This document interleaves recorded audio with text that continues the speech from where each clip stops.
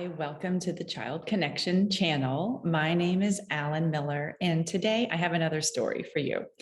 And it's not always easy to talk about when we mess things up, but if I never tell you how I mess it all up, then how are you ever going to learn what it looks like to mess up and keep going? So I am never going to tell you or ask you to think about what you're doing or experiencing as a parenting fail.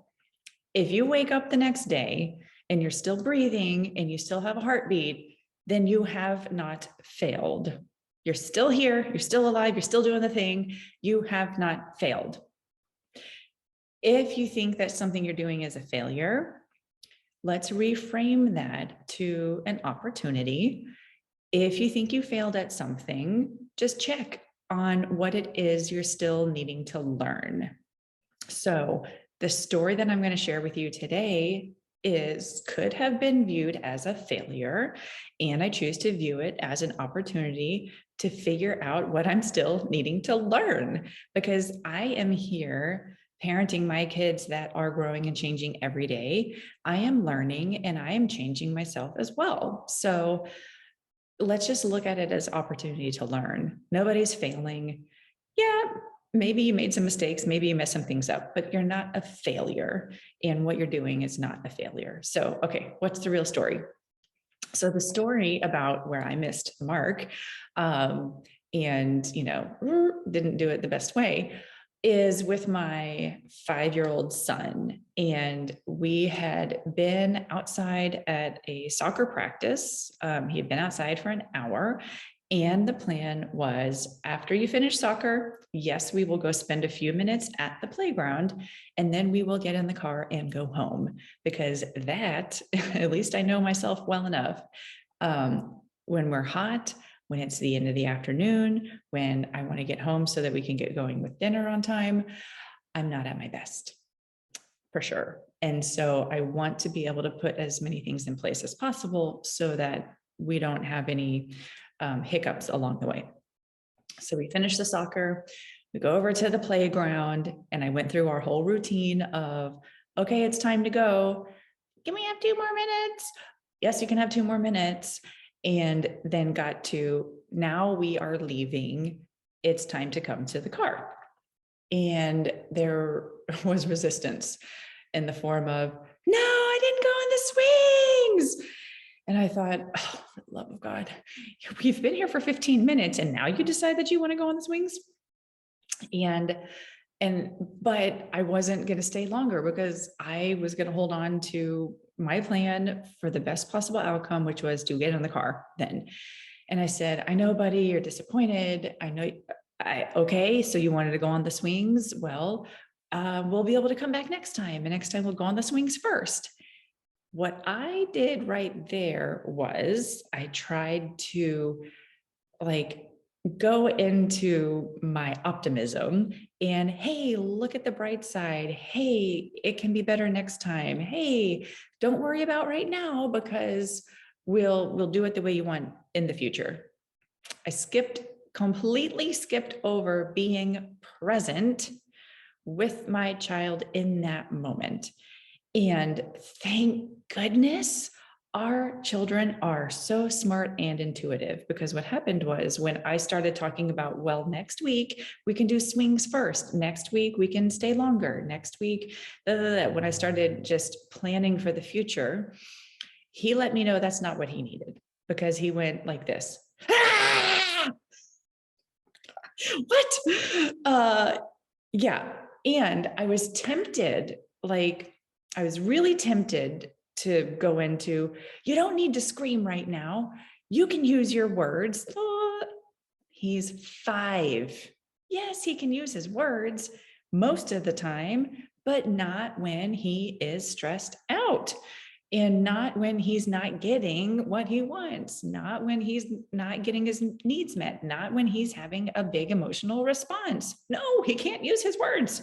So luckily, I didn't go down that road of, don't yell at me, just use your words. I didn't do that, thank goodness.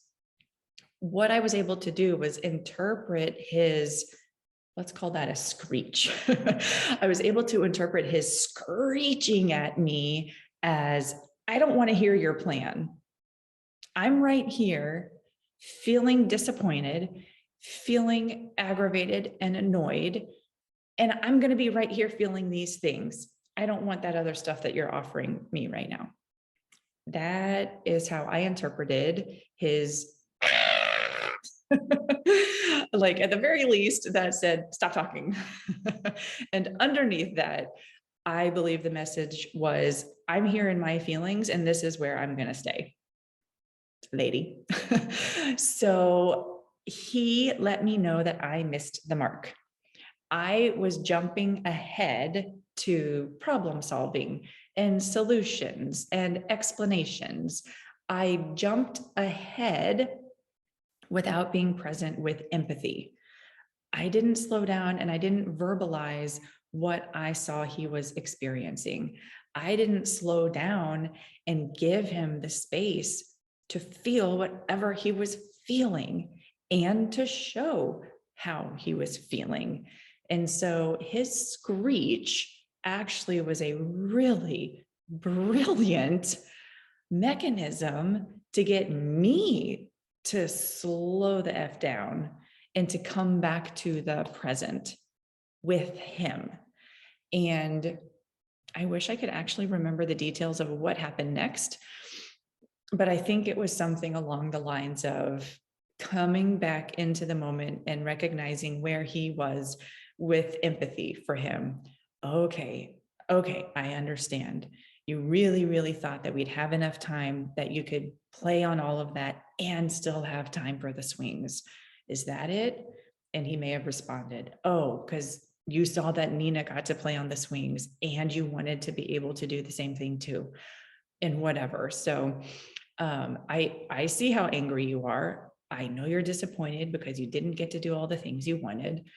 And joining him in the space of his emotions, joining him by validating his experience. So yeah, I missed the mark.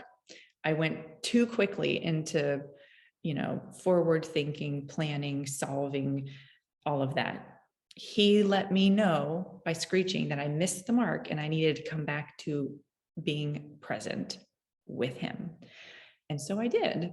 And does that mean that he just like happy-go-lucky then got in the car and we had a beautiful ride home? No.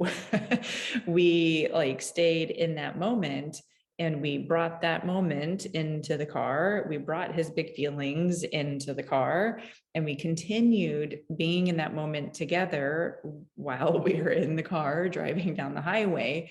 And so the moment continued unfolding.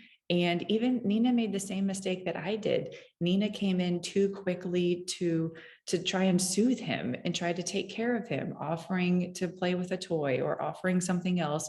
And he kept screeching. And she missed the mark too. Being sweet, being considerate, being helpful and kind, she missed the mark of he still needed to be in his space with his feelings. And so I told Nina, I think this is what's going on. Let's just be quiet for a minute. I'm going to focus on driving. He's still feeling upset and we're all okay. It's fine. I think he'll let us know if he's ready for something different. And so, and that was the space. That was the space where we all were in the car. And then, yeah, eventually in a relatively very short time, like maybe 2 minutes, he did respond positively to Nina's invitation, or he did say, yes, let's turn on some music, or, we did continue. He did move through what he was feeling, and he did come back into conversation, into interaction and connection.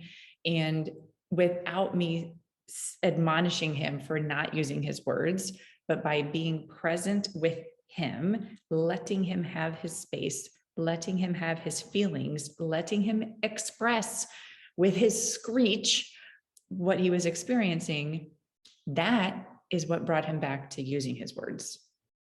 Not forcing him to do it, not making him wrong for not doing it, not shaming him into doing it, but just being present for as long as he needed so that he could come back to his normal mode of operation.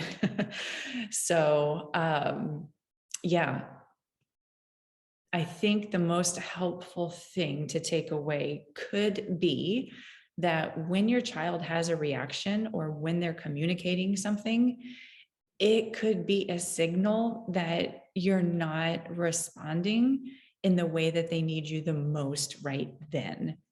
Yes, does it feel good for him to know that there's a plan for next time? Does it feel good to know that I do understand what he wants and that we can take care of it eventually? Yes, that helps. But in that moment, that's not what he needed. He just needed to be right there feeling what he was feeling and nothing else. So that skill of being present, being able to interpret your child's reactions or communications for what they're really trying to say, those are skills that take a lot of practice, a lot of fumbling and bumbling, a lot of guessing, a lot of experimenting, and a lot of reflecting. So they are skills that you can learn, skills that you can develop, and actually that the part of being present and coming back to the present and offering empathy to him, that is a skill that I teach explicitly and thoroughly in my Stress Buster series. So if you're thinking, how am I ever going to understand what my child needs? How do I respond? How do I back up? How do I navigate that? I can teach it to you. So in the comments below, you'll find a link to the Stress Buster series. And that is one of the best ways that you can start developing and practicing these skills. I am not a magician. I am not an expert or a guru. I am a person that has had the opportunity to learn and practice just enough that I can give you some guidance to do the same. So I hope this story shows that nope, I'm not doing it perfectly. And yep, I am missing the mark plenty of times. And that I take the learning for what it is, and I try to do it a little bit better the next time. So I hope this makes sense, and I hope that you can catch the lesson from this story. And definitely, if you do have questions, if you do need guidance in interpreting your child's behavior and their communication, let me know. And I would love to see how I can support you. And again, I don't have all the answers for myself, certainly. And I probably don't have all the answers for you either, but I can definitely ask some more questions so that you can create your own answers. I can guide you so that you can find the best path for you and showing up in your family. So let's give it a try. Let me know. And until next time, take care.